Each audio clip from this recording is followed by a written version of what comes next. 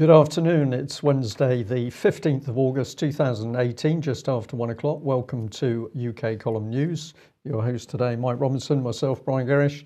We're delighted to be joined by David Scott, and of course, David reporting from north of the border with Northern Exposure. Be afraid.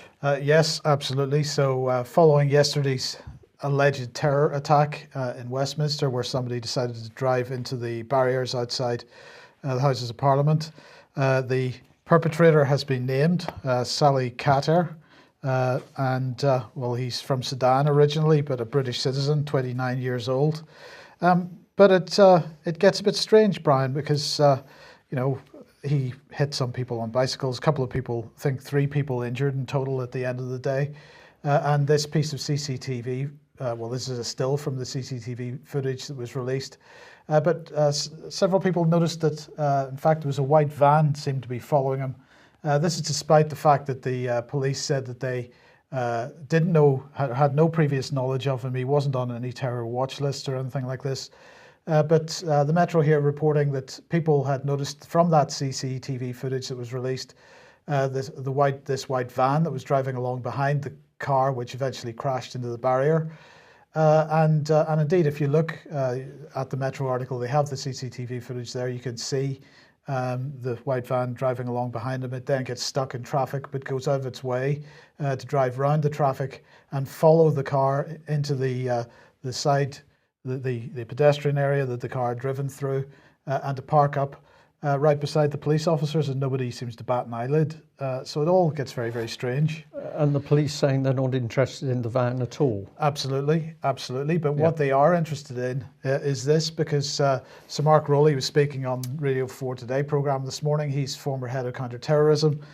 And he said whether this individual turns out to be motivated by a terrorist ideology or by some deeply personal troubles, the appeals the police have been making in recent years about this leading to everybody's responsibility, needing everyone's eyes and ears, because normally when somebody is on an escalating curve towards conducting an attack, their behaviour changes, so who they're associating with changes.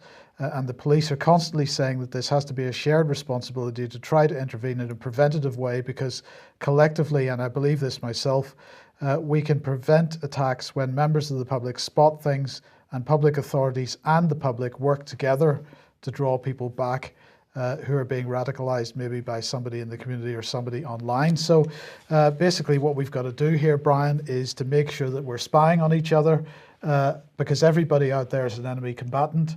And we've got to make sure that we're spying on each other and telling the police everything that we possibly can. Right. Yes. Okay. And I'll just remind people, of course, that a few months ago we were being told down here in Devon by Devon and Cornwall Police that we should expect terrorist attacks on remote holiday venues like campsites and caravan parks. We should be very frightened of that. But we've been watching those caravan parks, and now they've done a car attack in London. Well, I haven't needed to phone the police about anything that's happened in a caravan park just yet, but we'll keep our eyes open, don't worry. But in the meantime, David Scott has been keeping his eyes open. Welcome to the programme, David, because here is a tweet highlighting the fact that if you look at the comments on Twitter from Jeremy Corbyn, Theresa May and Nicola Sturgeon, David, the wording is strikingly identical, really. It's not even similar. No, it's like one person simply repeated. My thoughts are with those, not thoughts and prayers. We're not allowed to have that anymore. We don't do that in the public domain because it's a secular theology that we're trying to push, theocracy that we're trying to push. And yes, they're all identical. So I was wondering whether if we have just one single, maybe computerized bot, we could actually sack them all and make a saving to the Treasury. Well, we do have a solution, David, but viewers and listeners will not be aware of that until the end of today's news. Okay, let's come on to slightly more serious stuff now, David, because obviously this motorway bridge has collapsed in Italy. We've got BBC News here. I think you thought this was a particularly accurate and spectacularly accurate article here. I'm being highly sarcastic, of course. From BBC News, the headline is Italy Bridge Rescuers Search for Survivors in Genoa. Yes, I mean there was many things about the coverage. I was picking this up as I was travelling between sites yesterday, and I was getting the BBC reports, which were technically highly inaccurate. It was described as a suspension bridge. That's not actually what it is. And there's a few other things that seem to be less than clear, shall we say. But then we started to get some very interesting pieces of information, like the rumours in the town was that the bridge was unsafe, and these stories have been going back for years. Now, you can have rumours, you can have urban legends. It doesn't necessarily mean that it's true. But when I came back and I started to look at the photographs, one of the first things that struck me is the diagonals, the mainstays of this bridge, which are reinforced concrete, and that's relatively unusual. On one of the adjacent spans that didn't collapse have been hugely and heavily strengthened, and so have their connections onto the main towers. So there clearly has been concern here over the safety of this structure, and there has been remedial works, but that remedial work wasn't taken all the way through. There was one other thing about the BBC coverage, which was, well, it was misleading. And it was misleading, I think, in a way which it illustrates the lack of understanding rather than anything else. They said, oh, bridges are normally designed for a 100-year life. This is the bridge in reinforced concrete. Reinforced concrete as a material has only been around for 100 years. Concrete bridges now are designed for a 100-year life, but even then there's huge difficulty in doing so because you don't have hundreds of years of experience to actually draw on. You've got just around 100 years. The Forth crossing, the Queensferry crossing, and the Forth, 100-year design life. All of the reinforcement is stainless steel because it doesn't matter what you do to the concrete, microsilica, replacement cements, whatever you do to the concrete, you can't stop de-icing salts and salts from the marine environment getting at the reinforcement and causing corrosion for 100 years. This is a very onerous environment these things sit in, and a 100-year life is not an easy thing. In 1967, there was not the knowledge for a 100-year life. So for the BBC to say, oh, bridges are normally designed for a 100-year life, that's misleading. Right? In 1967, we were still only a couple of decades into building structures of this scale in reinforced concrete. This was innovative. There is risks associated with it, and the maintenance, the care, the inspection of these structures has to realise that and not have some view that, oh, it's a 100-year life, we're good, we don't have to worry. Well, and in fact, the material that this bridge was made out of was a material that was specified by the designer that the bridge was named after, Morandi. And in fact, he had a patent on it himself. So this perhaps is even a slightly different type of material than is used in other construction work. So nobody could possibly have actually known what the long-term implications of that were. No, quite possibly not. Now, the actual failure, the span that's failed is a span over a watercourse. Right, and in situations like that, it's often scour, but I don't think that was the case here. There wasn't much water going down the watercourse, and although there was a cloudburst before the collapse, that doesn't seem to have created a lot of flow down the channel. But it will have created extra load on the bridge, just if it was a very intense cloudburst, which seems to have been the case, just with the weight of the water lying on the bridge deck and in the drains and what have you. If it was very near collapse, that was perhaps the final straw. So looking at the collapse, I think the main areas of interest are going to be those inclined stays that were coming down to the deck, those inclined reinforced concrete tension members, and how they were anchored at the deck and in the tower. Sorry, David, let's just have a look at this independent article here, because the headline is Genoa Bridge Collapse, Italy's governing populace wrote off safety fears as children's ferry story before disaster. We can talk about that in a second, but the thing about this article is it does include some images of the actual collapse. So you picked this one out. Yes, this shows the form of the bridge. Now, there's a couple of very interesting things here. You see these diagonal members coming down from the tower. So they're in tension, they're holding up the bridge deck, but they're reinforced concrete. They're not, as they would be in, for example, the Queensferry crossing, steel cables. Now, if you look at the far away one, you'll see there's a lot of there's a lot of extra material has been added to that, and that seems to have been plated. And if you look at the joint where it connects into the tower, that's a lot more robust and a lot larger than the nearby span. So that indicates to me that there was extensive remedial work had already been carried out on this bridge to do with these inclined members. So there was a recognition that there was a problem here. And then we have this one. Yes, this is a view of the remains of the supporting tower. Now, what you're seeing here is the core of it is all still in place. So it's not as if it was a watercourse removing the supports from beneath the tower, and the tower has collapsed. And the areas you're seeing here, where there's an inclined bit of concrete and there's a piece of concrete sitting on top of the main pile of rubble, that's one of the inclined legs of the tower which has collapsed sideways. And the sideways aspect of this would make it likely that one cable went, and then the fact that all the forces are then unbalanced pulls the bridge down and over. Okay, well, look, this is an Italian article basically saying, was this a tragedy waiting to happen, really? And I think that's seems to be, from what people are saying locally, that's exactly what it was. Now, the points that have been made to me are that this road was privatised, and the new owner, which is Atlantia, which belongs to the Benetton family, had been systematically playing down the danger on this for quite some time. That you're suggesting there's been some remedial work done to this bridge, but not enough, clearly. And the suggestion is that in any case, through the austerity policies imposed by the European Union, Italy probably didn't have the money for sufficient repairs to this bridge. And also, it has to be said that over the years, there has been significant environmental opposition to the replacement of this bridge. From environmental campaigners and whatnot. So, this does seem like it was a tragedy that you could say was waiting to happen, because people have been aware of the problems for a very long time.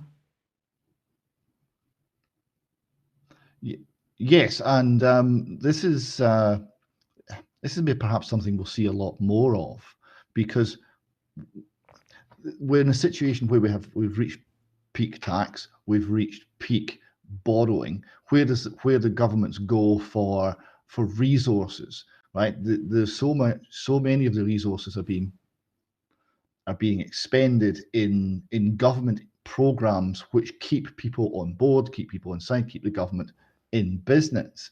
The core, the initial expenditure on things like infrastructure, which was very much the justification for government expenses. Look at this: we've built this bridge. You can see the bridge. It's a wonderful thing, and it promotes trade, and it promotes industry in the area. So that was the justification given for a lot of government expenditure. Well, in fact, now government expenditure has grown so much there is no longer the money to maintain this. So we're doing it in ever more creative and imaginative ways through things which are called privatisation and things which are called many things. And it's all about keeping the debt off the balance sheet and hiding the real conditions. It's going to be interesting if we see a lot more of this. It's an indication that the core purposes that government claims to represent and claims to carry out are not actually being done. And it's going to be an area where the cracks in the wider system are showing, perhaps in the infrastructure first. Absolutely. Okay, David, let's move on to Scottish issues. And first of all, a quick advertisement for the next Fresh Start Foundation event. When's that taking place? This is Saturday, and we're in the Bentley Hotel in Motherwell. The main speaker is going to be Pat McEwen. Now Pat is a man, Brian's met him at a talk he gave some years ago in Lanark, and Pat was at this and stood up from the audience and told his story, and it's extremely dramatic and extremely moving. Now, Pat was subject to truly horrendous abuse at the hands of Roman Catholic clergy, and then was subject of attacks, personal attacks on him and his character, as the same organisation sought to cover up what had happened. So Pat's speaking out, and he hopes that more people who similarly will come along and will share their stories and will stand up and speak, because he knows far too many who have sadly committed suicide due to what they suffered, rather than being able to tell anyone about it. So we hope many people will come along, listen to what Pat has to say. It's a huge story in the locality in North Lanarkshire. A lot of this abuse happened there at places like the Carfin, and we hope we'll have a very good turnout. There'll be other speakers as well, including Robert Green, who's coming along to join us. Okay, David, can I just say a very big well done to you and all of the Fresh Start team. Having just done that talk with you in Orkney, I know how much work goes into setting up one event, and you've now done this, you've all done this continuously over many months, so that's really excellent. And it is immensely hard work. Just encouragement from us here south of the border, keep going. Because I'm absolutely sure what you're doing is having a very, very big effect. We'll be talking about the Catholic child abuse issue in the not too distant future, yes. Yeah. But let's stick with Scottish issues, David. And first of all, the Herald here, Tribunal judge, independence is a philosophical belief similar to a religion. Well, it transpires it's a protected characteristic. Who knew? For a long time, the people who have criticised the Yes movement, and criticised it not because they're necessarily against independence, but because they're against the Yes movement and what it pretends to be and what it really is, have been saying this is a cult, and it's a cult that comes from America, it comes from postmodernism, it comes from French philosophers of the 1950s. It's extreme left wing, it's globalist, and it's very, very cult-like in its behaviour. And now we find, oh, in fact, this is now official because it's a religion, and belief in independence is a protected characteristic. So there you go. And Mother Sturgeon is also a cult then, is she? Mother Sturgeon is, but people are speaking out about this. People are speaking out. This is a very hard-hitting article, one of many from this author. Who's looking at the SNP's policy, which is formally in the rule book of no criticism of SNP officials, no criticism of the leadership, no criticism of any aspect that comes from the SNP, which is slightly cult-like. And then there's the concentration on the children and the pretense of representing the motherly values of care and compassion, where we don't believe this is really the case at all, that what's actually being represented here is naked self-interest and political ambition for power. And naked self-interest then behind the creation of a Plan B for the named person scheme, is that what's going on? Out of the Freedom of Information Act, right, for all that people the governments try to subvert it, is a gift that keeps on giving. And out of one of the Freedom of Information requests came a reference to, well, if we can't get the Gerrish legislation, parts 4 and 5 from the 2013 Act through, well, there'll need to be a Plan B. We've got to find another way of achieving this. So we don't know exactly what Plan B is, but we're starting to see some evidence of it. It seems to be that we're just going to do this as a policy. So there's not going to be legislation, there's not going to be any troublesome things with it being ruled illegal, because we're not really going to tell anyone. We're going to establish it as a policy, and it will be vague and it will be difficult to pin down. And whenever you approach the central government, what you're being told is, well, local government are entirely independent, and they're responsible for making sure that everything they do is in accordance with the law. And whenever you say, well, what about the information sharing? Well, the Information Commission is entirely independent, and everyone's entirely independent. And there's lots of checks and balances, we are told. But in fact, what there is a single central authority running through illegal, unlawful legislation that they can't even get through Parliament, and running it out anyway, simply as a policy in the background. So if there's no legal basis for what they're doing, how does that get challenged? Well, it would be up to individuals who are harmed to take it to court. So if you've been harmed and you're prepared to risk £100,000 minimum, that would be, if you're a person of ordinary means, you will be excluded from this. There will be no justice. Okay, okay. Well, let's move on then to Mr. Swinney, because this is maybe following on from this. There is a Supreme Court judgment on this issue. Oh, there is, and the Supreme Court judgment was extremely damning. The Supreme Court judgment said the first thing a totalitarian state does is to go after the children.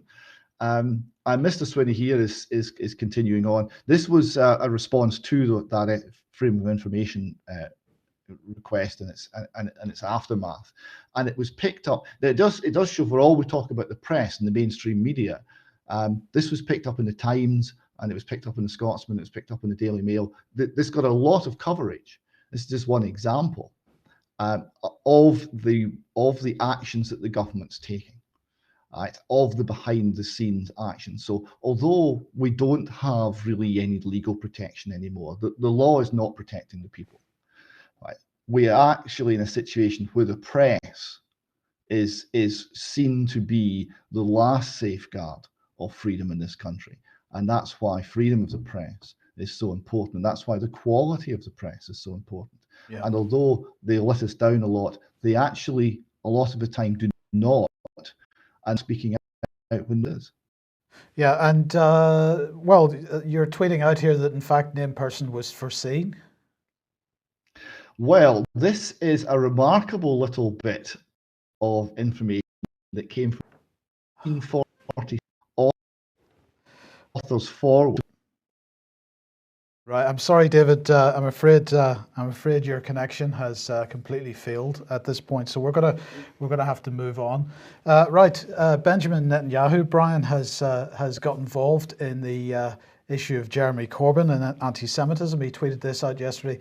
The laying of a wreath by Jeremy Corbyn on the graves of terrorists who perpetrated the Munich massacre and his comparison of Israel to the Nazis deserves unequivocal condemnation from everyone, left, right, and everything in between. Now, of course, Jeremy Corbyn didn't do any of that, but nonetheless, there's no need for the truth to get in the way of a good tweet for Benjamin Netanyahu. The pressure continues because now we have, following that exposure of that alleged wreath-laying ceremony, the Times reporting that Jeremy Corbyn faces an inquiry, a parliamentary inquiry, after failing to declare expenses for that Tunisia visit. They are not going to let this drop. Somebody asked me yesterday, Brian, if Jeremy Corbyn can stay in post, and my answer to that was, well, you know, he still has a lot of popular support, a huge amount of popular support amongst traditional Labour voters. But even if he does stay in post, and even if he was to end up as Prime Minister, in the present state of things, he does not have any way of producing a functioning government, because he has nobody in the Labour Party, in the Parliamentary Labour Party around him, who could possibly form a government with him. Everybody is out to try to stab him in the back within the Labour Party. There's too much Blairite influence within the Labour Party, the Parliamentary Labour Party, this is. And short of a mass cull of and a mass deselection of MPs from the Labour Party and a replacement at the next general election with fresh blood. But then how does he form a government? Because his cabinet would be made up of people that have no parliamentary experience whatsoever. So he is in a pretty difficult position.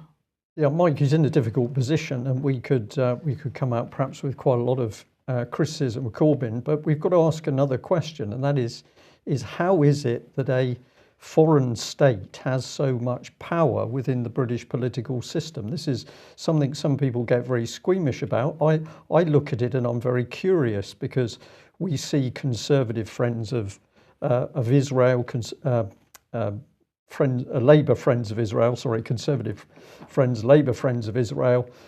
We see that organisation boasting of the power it has to manipulate British politicians. Go and look at their website for yourself. So we have a foreign power boasting of the influence it can exert within Westminster, by MPs who appear to be, to a large extent, under the control of Israeli influence. How is this allowed to happen? I often come and say if this was to be Italy or Germany or Switzerland even, people would be outraged. But we have a foreign power working at the heart of our political system, and it appears they've decided they don't like Corbyn. Yes. So it'll be interesting to see how this develops. David, you seem to be back. What are your thoughts on this? We get no audio from you. Right, okay. Okay, we'll have to move on. Yeah, silence from north of the Silence from border. north of the border, Yeah. yes. Okay, right. Let's move on to this, because we mentioned at the start of the week that Alex Jones had been pretty much removed from every mainstream, every alternate. We're having trouble. It is the last day. It is the last day. Keep going. Every social media platform going, except for Twitter. Well, now Twitter has suspended Alex Jones as well. And as we have said many times now, it doesn't matter what you think about what the type of material that Alex Jones puts out or his delivery style or any of this stuff. The issue here is the draconian censorship that's going on these platforms. And I want to remind everybody once again, this is not being instigated by the platforms themselves.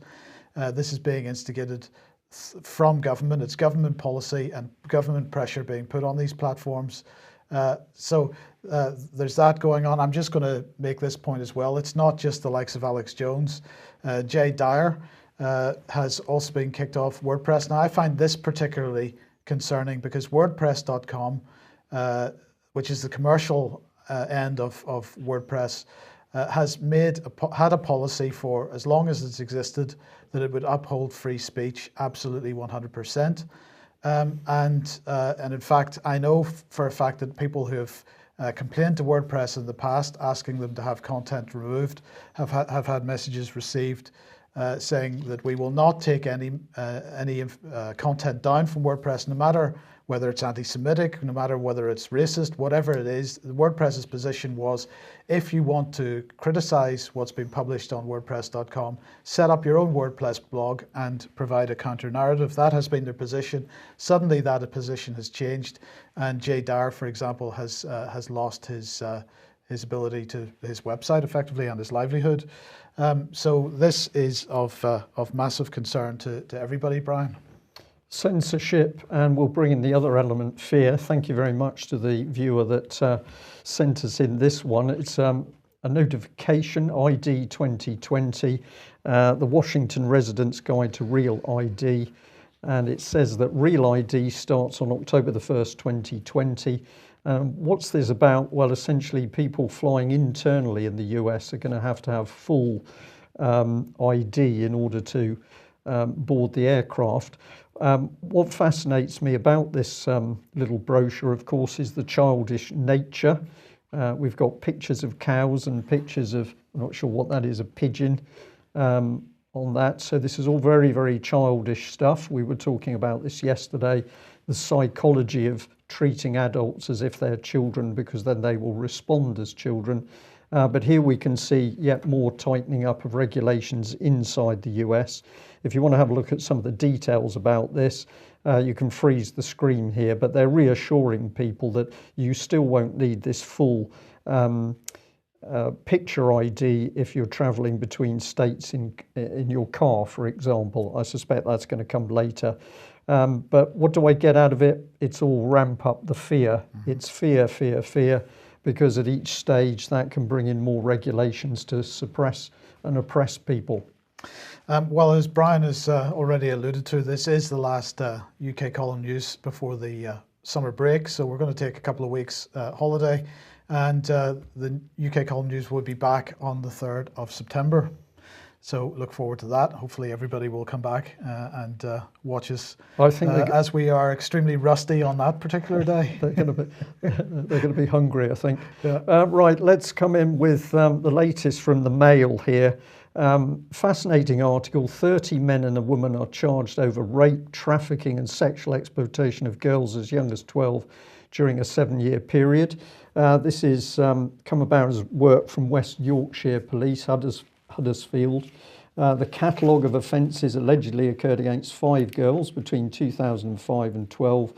The defendants will appear in court accused of rape, sexual exploitation and trafficking. Now, when you get into the article, they've printed all the names and all the offences. And of course, it's immediately obvious that these are Asian names, I think is the correct way of putting it. What doesn't this article have? It doesn't have anything to do with comment on that these are Asian abusers. And I'm very interested in this because we would have thought that this would be an ideal opportunity for the idea to be pushed across that all abusers are coming out of the Asian community. Just like to say to our viewers and listeners that we're still asking the question why Yorkshire police are protecting another child abuser when video and audio evidence has been presented to them, but they don't want to act upon it. And indeed, the judge in the particular case has said that he doesn't want that evidence in his court. So do we trust Yorkshire police on this issue? No, we don't. But there's the facts as reported in the Daily Mail that we've got another major incident of Asian child abusers. But contrast it with this. This is the Mail Online talking about the exposure in the United States of abuse within the Roman Catholic Church, which has taken place with some 300 plus priests sexually assaulting at least 1,000 children. Now, this is America, of course, but the Catholic Church has been linked to child abuse throughout the world. So all of a sudden, we're starting to see some balance. This is not entirely Asian. So we've got a grand jury report. It's 900 pages. It's based on records from 6 dioceses, and it puts the number of child victims into the thousands. The abuse is really quite vile. So if you're a little bit squeamish, you might have trouble with this. But as it said, rinsing victims' mouths with holy water and making one boy pose as Jesus, grand jury reveals the depravity. A grand jury report released Tuesday reveals the horrific predatory behaviour, which included making young boys rinse their mouths with holy water to purify them after they were forced to give oral sex to clergymen, and the abuse of one boy who was made to pose naked as Jesus while other priests took pornographic pictures. So we're now starting to get into the heart of the beast. I've just added a little label there. The picture there is Cardinal Donald Wuerl, seen last year. He's apparently the long-time former Bishop of Pittsburgh. He leads the Washington Archdiocese, and apparently he's accused of helping to cover up the abuse. Now, what I picked up from this in making the little boy pose as Jesus is what we're really dealing with is evil. It's Satanism in the church. I'll let people make up their own mind. But very interesting that the American inquiry here has come out with real actions. And I pulled out of the article some interesting little quotes which have come from survivors themselves. So the title here, "Who Would Believe Me? Victims Tell of Abuse They Suffered at the Hands of Pennsylvania Priests." So one says, "I had my puberty stolen from me, my life stolen. It has an effect on you for the it has an effect on you for the rest of your life. It doesn't ever go away. This is the murder of a soul," former priest who was abused for years as a teen. "Who would have believed me?" Oldest living accuser says of abuse he suffered in 1947. He was so violently raped at just 7 years old, he suffered an injury to his spine. I think that's a spelling error from the Daily Mail. Now he's dead from an overdose. And of course, this is what happens. So many of these victims end up taking their own life. But the real scandal is the abuse was aided and abetted by the hierarchy that protected reputation and money over children. David, some comment from you. I think this is really interesting that we're now seeing that even the mainstream press is having to break away from this one-sided agenda that the child abuse rings in UK and in other places in the world. We've got Asians constantly fingered, And we can now see something different coming to the fore. The Catholic Church in Scotland not been clean, of course. Well, this is what we'll be talking about, or what Pat McEwen will be talking about on Saturday. And everything that you just read out there occurred in Lanarkshire, and Pat experienced most of it. There is a whole line of people in their graves now that have taken their own lives because of what they suffered. Right? And it shows that this is one aspect of it. There are many, many aspects of this, and we need to have the courage to look into each and every single one, be it the Catholic Church, be it other churches, be it Muslim gangs, be it football, be it LBGT, what's termed community, being used as cover for something else, be it trafficking, be it big money, be it corruption, be it the porn industry and the saunas, you name it. We need the courage to look into it because it's all part of the same story. And the level of suffering that the victims go through is simply astonishing. And I do hope people will come along and hear Pat. We'll have video of this up afterwards. It really illustrates the true nature of the cruelty that we're facing here, and the destruction of innocence. Pat McEwen was a little innocent boy of 8, and one of the photographs we're putting up when we do this talk is him at 8, and that was taken from him. His childhood was taken from him, and so many other things through the rest of his life. David, there was a Hollywood movie made on this issue recently. I can't remember the name of it in the last couple of years. Can't remember the name of it off the top of my head. Searchlight. Searchlight. It highlights 2 points. It highlights that this issue has been going on for a very long time, but it comes back to your point you were making earlier on. It highlights the need for an effective media, because of what, of course, that film is about the media investigation of Roman Catholic child abuse. Yes, and the ability for people to believe, because I saw a tweet yesterday by a chap called Paul Joseph Watson, and he was pointing at two women, a lesbian couple, who were describing the multiple personality disorder that they both have, and the fact that they can sometimes go days without eating because if both of them have a child personality taking over, they don't know how to cook. And he was pointing at this, obviously kind of to some extent mocking and laughing. But this is the effect that the abuse has. It shatters the personality. The child, when faced with this horrendous abuse, with nowhere to turn, has to cope somehow, and they cope by subdividing their experience into bits, into pieces, and their mind is subdivided into pieces, and that damage then has to be coped with and healed much later in life. This is why it takes 20, 30, 40 years for people to come forward, because the damage is so severe.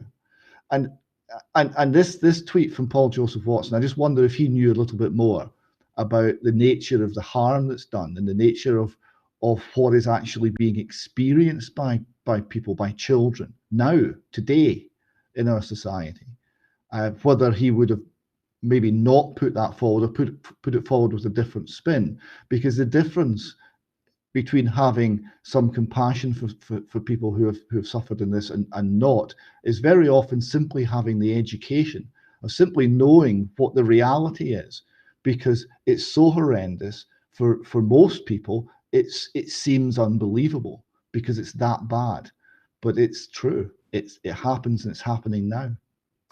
This is absolutely true, David, and perhaps we can say that it's also significant that at the moment we've seen Brian Harvey coming out with a very emotive video about what's happened to him. He's lashing out at the moment. There's a little bit of that anger coming in our direction, but we've seen this so many times that when these people have been through the sort of abuse that they've been through, they will project that anger and frustration and damage wherever they can to hit home, because they can't get at the people who are actually protecting the system.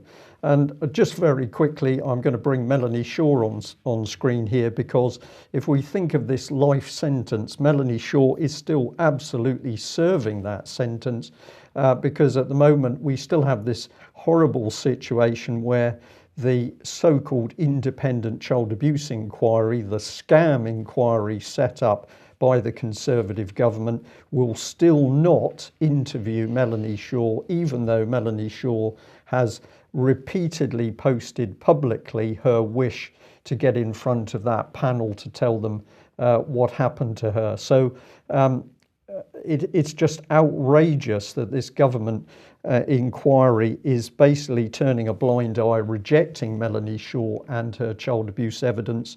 There can only be one reason for that, and that's the fact that basically they want to cover up what's actually gone on. Okay, let's move overseas again. And Moscow Times here, headline is Russia's ruble is sliding, pulled down by the collapse of the Turkish lira. This is a fascinating situation going on at the moment. The ruble fell to 69.40 against the dollar, and this is its lowest level in 2 years. It's being pulled down, according to this report, by its combination of the threat of US sanctions and the collapse of the Turkish lira. Now, it has to be said that the Turkish authorities, the Turkish banking authorities, the Turkish government have made it quite clear that in their opinion this is not as the result necessarily of US sanctions, may well be part of it, but they are saying that this is a speculative attack absolutely on the Turkish lira, probably as a result of Turkey wanting to buy the S-400 missile defense system from Russia. And of course we've seen this attack coming in another way, because the US Congress and Senate have at the moment blocked Turkey from receiving their deliveries of their F-35 aircraft. Our position on that would be that Turkey's probably better off without it, but that's not the point. The point here is the Turkish authorities saying this is a serious speculative attack. I cannot explain at this point the point we have arrived at with normal economic fundamentals. And David, I wonder who might be behind that. I mean, we've seen similar speculative attacks on currencies before, particularly when the UK tried to join the exchange rate mechanism, and George Soros pumped a load of money into shorting the pound and making sure that the pound collapsed. And in fact, Britain ended up reversing its decision to join the ERM as a result. It wouldn't surprise me if the same hands were at work here. It wouldn't surprise me either. There was certainly a political aspect to this, though, because we have Turkey being essentially an open economic warfare now with the United States. And we have comments from the White House which are saying essentially, okay, you may be a NATO member, you may be technically an ally, but we're not happy with the way you're running your country. And we are going to be punishing you economically as a result. And we're seeing the United States under Donald Trump flexing its muscles. Now, many people, including myself, would find that the Erdogan regime is something we have no sympathy for, and is very dangerous. But the key geopolitical move here is you see the American muscle, financial muscle, being flexed against at least a nominal ally, and that says that the ability of America to hold its empire together is continuing to decline. Yeah. Okay, David, thank you for that. Well, let's just bring in the fact that we've got Brexit without the exit, of course, yeah. Brexit without the exit. And this was drawn to my attention. We have Major General Charlie Stickland posting pictures of himself posing alongside the European flag, and how he's working at his desk to brief the EU Political and Security Committee on EU NAV4 recent achievements. So utter lie by the British government that we're coming out of the European Union, because here is a senior officer of the Royal Marines fully involved with the EU political system. We sent him a reply which may be a little bit hard, but I think it hit the spot. 17.4 million British people voted to get out of the corrupt EU, and yet grinning senior Royal Marine sullies his uniform next to the EU flag in self-promotion worthy of Madonna. Meanwhile, the Royal Marines are dismantled and betrayed. It is outrageous, I think, that we've got senior officers now playing the game of social media as if they were an 18-year-old, and he's proudly boasting alongside the European Ring of Stars. But good news, we can rejoice, because it's now official that we have built a bit of the F-35, Mike. I thought this would improve your day. And thank you to the lady who sent this in to us from Mod News, because it said the Yorkshire Post carried Minister of Defence Procurement Stuart Andrews' op-ed, which focused on the vital role Yorkshire has played in the UK's airborne military heritage and the contributions it's making to the future by playing its part in the world's largest military procurement programme, the awesome F-35 Lightning multi-role fighter. He talks about the financial benefits of the programme, which is brought to the UK, with British companies building 15% by value of every aircraft. So we used to build aircraft, we used to think about them, we used to design them, we used to build them, totally British aircraft. We're now pleased that we've got 15%. Yes, good stuff. Right. Okay, well, a few simple things to end on here. Firstly, this was a very good little brochure, we thought, talking about 5G and warning about some of the problems, also listing out some of the websites that you can go for information. So if you like trees, if you like birds, and if you actually quite like your own body, it would be good to have a look at the 5G risks. And we thought this was really excellent little leaflet that had been produced. And where can we go from here? Well, this was amazingly cynical. I felt I had to include it today as our last day before a little bit of summer leave, having trouble catching up with myself here. But basically, it was taking the mickey of the government with some dark humour, saying that the government was grateful to the car crash outside Westminster for distracting people from the car crash inside Westminster. So I've got to say to that journalist, I think it was a gentleman, can't read his name there, but it did make me smile, maybe a little bit too accurate. And then, as I promised to David, we have got an answer to the problems in government. If you're a weak disposition, please turn away from your sets now. But this is the one. The government's new symbol is that of a condom, because it more accurately reflects the government's political stance. A condom allows for inflation, halts production, destroys the next generation, protects a bunch of dicks, and gives you a sense of security while you're actually being screwed. Don't know whether you'd like to comment on that, David, but it seemed pretty accurate to me. Yeah, that's quite racy for the UK column, actually. Yes, but accurate it certainly is. I would just like to finish. I don't know, with all the technical difficulties, whether you read out the two quotes from Huxley, but I would just like to read the second one. He said in 1946, the most important Manhattan projects of the future will be vast government-sponsored inquiries into what the politicians and participating scientists will call the problem of happiness. In other words, the problem of making people love their servitude. Very true. And remember, the modern word for happiness is well-being. So whenever you hear the government talking about well-being, they're talking about making you love your servitude. Remember that, and you won't go too far wrong. Yes. Yeah, remember that, and just send them a contraceptive. That'll solve that problem. Well, we'd like to end by saying a very big thank you to all the people who have supported us, continue to support us, because we couldn't do what we do without your support. And I have to say, we do need the financial support. But we also need your encouragement. We need the sorts of information that people send through. We simply couldn't do it without you, so we recognise that. Thank you very much. A very big thank you to the gentleman who made a very generous donation to the British Constitution Group. I may have mentioned that yesterday, I can't remember, but thank you for that as well. And we'll just give you a reminder that we are going on holiday until the 3rd of September.